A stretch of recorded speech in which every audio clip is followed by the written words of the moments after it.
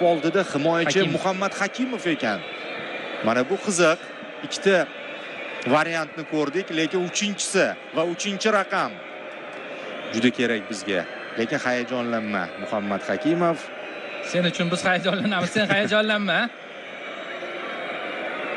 Zarba! Gol! Do'stlar! 1-0 O'zbekiston oldinda.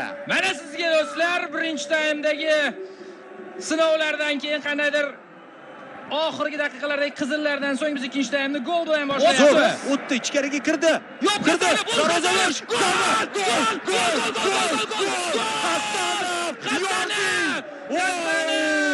Mana Hasanov bizda qanday o'ynash kerak futbolni. Ha, do'stlar! 10 kishi, 9 kishi farqi yo'q, hujumga boramiz. Gol uramiz. Yotmaymiz. Ey do'stlar, bu Hasanov, Husanovni butun dunyo ko'ryapti, mana Hasanov. Hamma his etyapti. Butun O'zbekiston his etyapti buni. O'zbekcha futbol. Chempionatdagi eng super gol shu bo'ladi.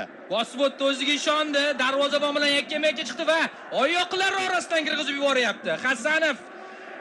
Mana ko'ram, darvozabonimizni darhol boshlaganiga respekt. Bu assist do'stlar, bu Edersoncha assist bo'ldi bu. Qarang qanday o'tib ketdi Sadriddin. Hop, oyoqlar orasidan. Go'zal. Va yana bitta oyoqlar orasidan. Bu kolxoz uchun, bu rais uchun dedi. Shunday.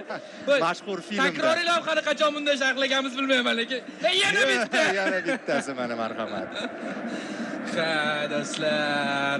Hozir aytib turgandek, bunaqa